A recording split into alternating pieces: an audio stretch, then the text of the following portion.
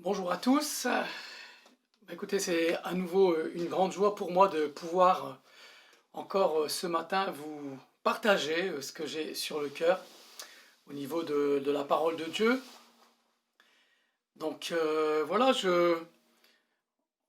en mettant la présence de Dieu cette semaine, je me suis posé des questions pour moi-même et j'ai essayé de penser aussi à vous. On a tous des cheminements un peu différents et on est tous à des stades différents par rapport au Seigneur. Et vous savez, dans la parole de Dieu, il est écrit que tout ce que ta main trouve à faire, fais-le. Et ça, c'est une première étape. Et cette semaine, en méditant, j'ai vraiment cette pensée qui est venue dans mon esprit. Et j'avais la conviction de vous parler de votre tâche. Pourquoi vous êtes fait? Qu'est-ce que le Seigneur attend de vous? Et donc j'ai intitulé cette exhortation « Attache-toi à ton ministère ». Et j'ai employé plusieurs mots différents. Attache-toi à ton ministère, attache-toi à ton appel, à la vision que tu as, aux objectifs que tu as sur ton cœur. Vous savez, avec le Seigneur, c'est un peu comme si, pour ceux qui sont nés nouveaux, vous savez, on vient de naître selon l'Esprit, et on a un cœur gros comme ça, on découvre le salut, la joie du Saint-Esprit, etc.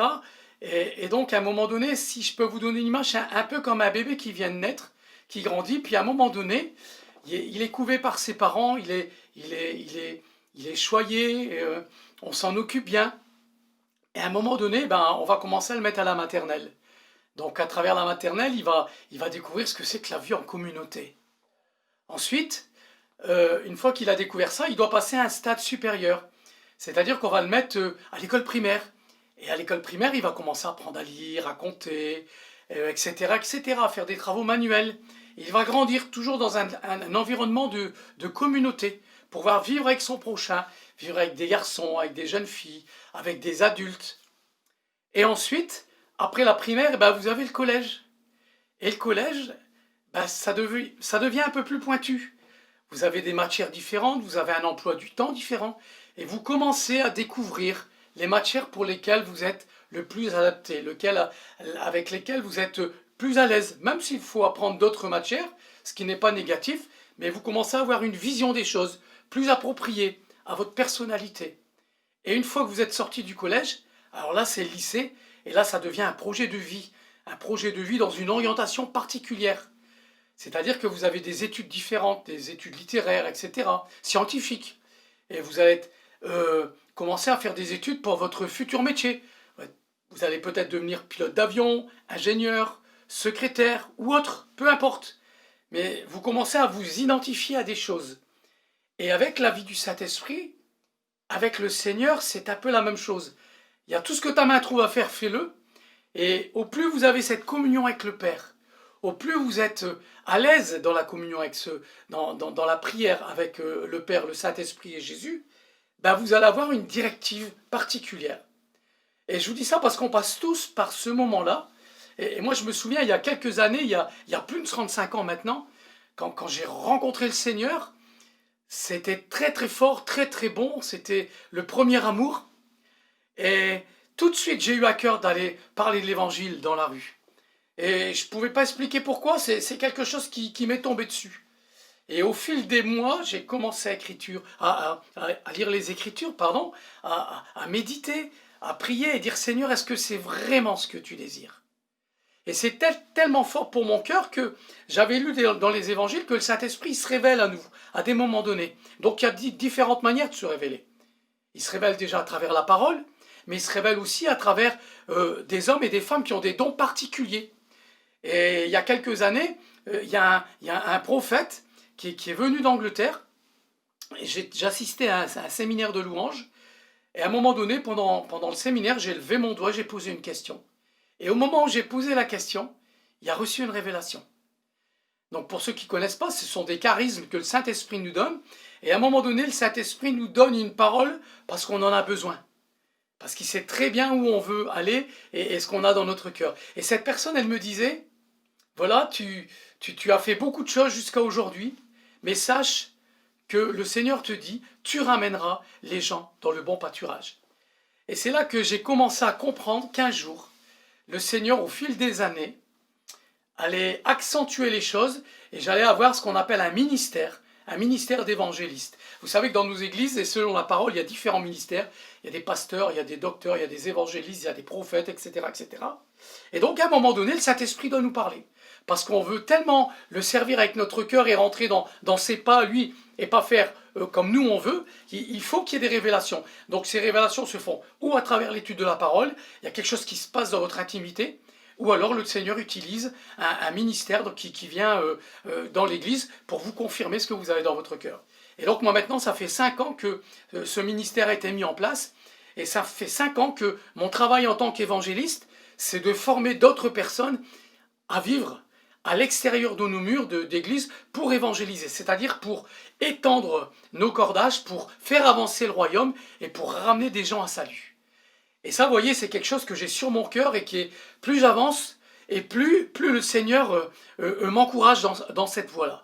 Donc mon travail à l'heure actuelle, c'est ça, c'est d'aller dans les églises, en accord avec les anciens. Je suis envoyé par mon église locale, dans la fédération Emma, et souvent, je prêche à un moment donné le dimanche, et puis je fais un appel pour l'évangélisation. Alors aujourd'hui, j'ai envie de te poser la question, quelle est ta tâche? Quelle est ta vision? Et on va les lire si vous voulez bien. Vous allez venir avec moi dans Romains, chapitre 12, versets 7 à 8. Que celui qui est appelé au ministère s'attache à son ministère. Que celui qui enseigne s'attache à son enseignement. Et celui qui exhorte à l'exhortation. Que celui qui donne le fasse avec libéralité. Que celui qui préside le fasse avec zèle. Que celui qui pratique la miséricorde le fasse avec joie. Donc voyez ici, nous avons tout un panel de choses différentes avec des tâches bien particulières. Et dans mon esprit, je pense que certaines personnes ont besoin d'entendre ce message aujourd'hui pour que vous puissiez à nouveau vous réactualiser, vous mettre au goût du jour dans ce que le Seigneur a pour vous. Vous savez que le Seigneur, il n'y a pas de stagnation. On grandit constamment. C'est comme la croissance d'un bébé, comme ce que je vous disais tout à l'heure avec l'enfant qui va de la maternelle au lycée. Donc ici, vous avez déjà des repères selon la parole. On va ensuite aller lire un deuxième texte dans la première épître aux Timothée, chapitre 3, verset 13. On va même d'abord commencer par le verset 12. Et là, vous voyez, on monte en puissance, on va dire. Les diacres doivent être mariés d'une seule femme et diriger bien leurs enfants et leur propre maison. Car ceux qui remplissent convenablement leur ministère s'acquièrent un rang honorable et une grande assurance dans la foi en Jésus-Christ. Vous voyez, une grande assurance dans la foi en Jésus-Christ. On va encore aller voir un troisième texte dans la deuxième épître à Timothée, chapitre 4, verset 5. Et là, on aborde encore un autre palier, car pour moi, excusez-moi, c'est le verset 5, mais toi, sois sobre en toutes choses, supporte les souffrances, fais l'œuvre d'un évangéliste, remplis bien ton ministère. Alors vous allez me dire, Thierry, ça c'est un verset qui te parle? Ben forcément, puisque le Seigneur c'est un ministère qui m'a confié. Mais à travers ça, j'aimerais vous encourager. Vous encourager vous-même à chercher pour les temps qui viennent. Mais qu'est-ce que le Seigneur veut faire avec moi? Et vous savez, le Seigneur, il sait très bien comment il agit avec nous. Il connaît les temps. Il y a le tempo de l'Esprit, il y a le temps du Saint-Esprit. Il y a tout ce que vous faites avec votre cœur. Vous êtes rentré dans une nouvelle famille, l'Église. Et à un moment donné, le Seigneur va affiner ça. Et vous savez, en ce moment, je prie beaucoup pour les temps qui viennent. Vous savez, il y a cette situation avec le Covid, et je pense que, tout comme dans les livres d'histoire, on dit autant d'années avant Jésus, autant d'années après, ben je pense qu'on pourra dire autant d'années avant le Covid et autant d'années après. Mais l'Église est l'Église. Covid ou pas Covid, l'Église, elle est là. Le Saint-Esprit nous guide. Et nous devons être ses témoins. Ces témoins pour ce monde qui se perd, nous devons être ce sel de la terre, nous devons être la lumière du monde. Et ça, il n'y a pas de changement, Covid ou pas Covid. Et tous ceux qui ont pu prendre ce temps précieux à travers ce problème mondial, on a pu prendre un peu de recul dans le bon sens du terme pour chercher la face de Dieu. Et moi, depuis cette confrontation avec ce virus, j'ai pris du temps. J'ai pris du temps dans la méditation, dans la présence de Dieu, dans le Saint-Esprit. Et j'ai dit, Seigneur, mais je veux que tu nous formes encore pour aller plus loin. Et là, je vais faire un appel à ceux qui bien sûr, veulent travailler dans certains domaines dans l'Église. Il y a X tâches dans l'Église. Et là, je voudrais particulièrement parler pour ceux aussi qui veulent sortir. Parce que vous savez, moi, le Seigneur m'a mis d'une capacité particulière pour aller annoncer la parole dans la rue. J'ai aucun souci avec ça. Mais seulement, j'ai besoin de travailler avec d'autres personnes. Nous sommes un corps.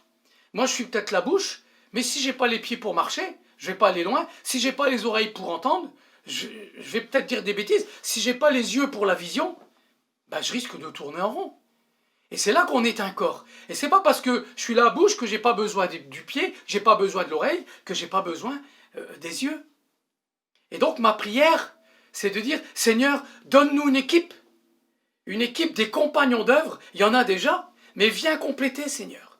Viens compléter parce qu'on a besoin de voir ta gloire, Seigneur, dans la rue. On a besoin de voir des personnes qui viennent, qui nous accompagnent, qui ont le don des miracles, qui ont le don de guérison, qui ont le don de prophétie.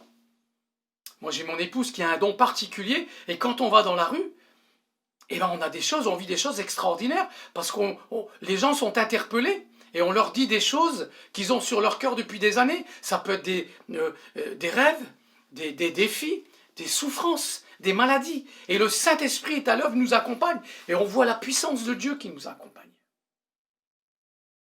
Alors, je voudrais vous dire, et vous encourager, ce matin, à chercher davantage la face de Dieu. Et on doit être le sel et la lumière du monde. Notre communauté s'appelle le phare. Le phare, c'est quelque chose qu'on voit de loin. Et vous connaissez la particularité du phare, c'est d'être tout près d'une falaise, afin que les bateaux ne viennent pas s'échouer sur la falaise, mais qu'ils prennent le bon chemin pour entrer dans le port. Et nous sommes ces gens-là. Nous sommes les prémices du royaume. Nous sommes cette lumière du monde. Et nous devons éclairer tous les gens autour de nous. Et surtout à l'heure actuelle. Priez pour vos voisins, priez pour votre quartier. Priez pour votre ville, pour votre pays, pour les autorités. Et vous allez voir que le Saint-Esprit va vous donner des pensées, va vous donner des visions. Et vous allez rentrer dans des choses encore plus concrètes et plus affinées par le Saint-Esprit. Et vous allez encore recevoir des dons complémentaires, des dons supplémentaires. Alors je veux vous encourager ce matin, chacun pour votre part, à bénir déjà l'Église, bénir votre communauté là où vous êtes, de rendre grâce à Dieu dans les cultes qu'on a en ce moment. Et d'ailleurs, à ce niveau-là, je peux vous rappeler que ce matin, il va se passer des choses extraordinaires au niveau du phare. Il va y avoir de la joie dans le ciel parce qu'il y a une personne qui va se donner à Jésus-Christ. Elle va se baptiser dans le baptistère devant témoins. C'est une personne qui a compris le message de l'Évangile, qui a reçu un esprit de repentance et qui a reconnu Jésus comme étant son sauveur. Et dans la parole, il est dit, pour une âme qui se donne au Seigneur, il y a de la joie dans le ciel. Les anges chantent, les anges louent. Et ce matin, ils vont nous accompagner dans cette démarche de ce jeune homme qui se donne au Seigneur. Alors là, vous voyez, on parle du salut des âmes, mais dans l'Église, dans le corps de Christ, il y a tellement de choses à faire. Il y a tellement de choses à mettre en place. Vous savez, nous sommes chacun une pièce d'un puzzle. Et chaque pièce de ce puzzle doit prendre sa place. Et en finalité, ça forme quelque chose de formidable. Ça peut être un personnage, ça peut être un paysage. Voilà. Et on doit vivre, on doit rentrer dans cette dimension-là. Je ne dis pas qu'on n'y est pas. Mais dans notre génération, on est en train d'y entrer. Et quand je dis notre génération, je pense aux jeunes, aux très jeunes, aux plus vieux aussi. Mais il faut que toutes les générations s'assemblent. Et moi, comme j'aime à dire, je veux toucher, impacter ma génération. Je veux continuer à suivre mon Seigneur, quoi qu'il en coûte. C'est pas facile, souvent, d'entendre la voix de l'Esprit. Ça demande du temps. Ça demande de la consécration. Il y a un prix à payer. Le salut, il est gratuit. Mais vous savez que Dieu ne donne pas sa gloire comme ça. Et si on rentre dans cette dimension, on va vivre des choses extraordinaires. Et croyez-moi que le Saint-Esprit va nous étonner, même au niveau des gens qui vont rentrer dans nos églises. Moi, je m'attends à ça. Je m'attends à un réveil. Et le Saint-Esprit m'a rappelé cette semaine. Et là, je vous lance un appel. As-tu été baptisé du Saint-Esprit? As-tu reçu cette révélation, ce don des langues, ou ce don de prophétie, ou d'autres dons? As-tu cette audace de la foi pour sortir? As-tu cette audace d'être témoin dans le monde? As-tu cette audace et cet amour pour les perdus? As-tu cet amour pour ton prochain? As-tu cet amour pour ton frère, pour ta sœur, pour tes responsables? Est-ce que tu intercèdes pour eux? Est-ce que tu as été baptisé de l'Esprit? Et je t'encourage ce matin à dire, Seigneur, si tu dois me rebaptiser à nouveau, d'un nouveau baptême dans l'Esprit, eh bien fais-le, parce que c'est écrit. C'est écrit. Voilà les signes qui accompagneront ceux qui auront cru. Ils parleront de nouvelles langues. Ils chasseront des démons. Et je peux vous dire que tout ça, on le vit. On l'a vécu, on va encore le vivre. Mais je crois encore plus intensément. Alors j'en terminerai avec ça ce matin avec vous. Il y a de la joie dans le ciel parce qu'il y a une personne qui se donne au Seigneur. Mais l'Église doit grandir. Je vous rappelle que Jésus-Christ viendra chercher une Église sans tache, ni ride. Et pour ceux qui sont dans la présence de Dieu, qui s'imbibent de la parole, qui s'imbibent des cantiques, qui prient sans cesse, qui intercèdent pour ce monde, pour leur famille, pour l'entourage, on ne sera pas pris au dépourvu. Et le Seigneur va nous donner des révélations dans les temps qui viennent sur ce qui est vraiment cette période du Covid. Vous savez que rien ne se passe sans l'accord du Père qui est dans les cieux. On sait bien que l'esprit de ce monde, le diable, est à l'œuvre. Il va tout faire pour détruire les familles, pour détruire les ministères, pour détruire l'Église. On sait bien que le monde, il y a un système qui se met en place qui n'est pas celui que Dieu nous propose. Alors je vous prie, frères et sœurs, de continuer à chercher la face de Dieu, de continuer à travailler avec zèle dans votre communauté et d'aller beaucoup plus loin, d'étendre ensemble nos cordages, de travailler en équipe, en tant que corps. Vous savez, dans la langue française, il y a un très beau mot, c'est le mot corporatif. Et ça représente le corps de Christ. Alors s'il vous plaît, mettons-nous à l'œuvre, allons de l'avant, bénissons nos anciens, cherchons la face de Dieu, ouvrons les portes à ceux qui doivent rentrer dans tel domaine. Laissons la vie de l'esprit rentrer encore plus dans nos propres vies afin que ça reflète dans la vie de l'Église. Soyons remplis de l'esprit. C'est un impératif. C'est un ordre du Saint-Esprit. L'apôtre Paul nous dit, soyez remplis de l'esprit. Et pour être rempli de l'esprit, il faut lire sa parole, il faut méditer, il faut chercher, il faut avoir un cœur, il faut avoir une passion pour le Seigneur. Alors Père, je te prie maintenant pour chacun d'entre nous. Je te loue pour ton Église. Je te loue pour ce que tu vas faire dans les temps qui viennent. Je te loue pour ce que tu vas mettre autour de nous, pour l'évangélisation et pour les autres domaines, Seigneur. Je ne veux pas parler que de l'évangélisation, mais que ton œuvre avance, que le royaume avance, Seigneur. Viens bouleverser ce pays. Viens bénir nos autorités, Seigneur. Viens bénir notre président, les ministres, Seigneur. Fais ton œuvre.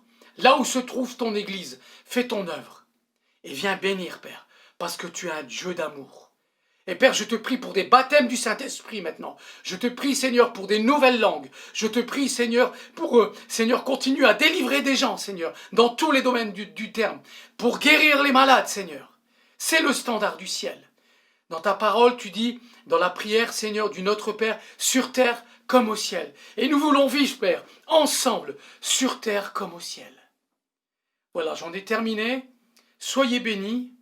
Et, comme dirait notre pasteur, en avant. Alléluia.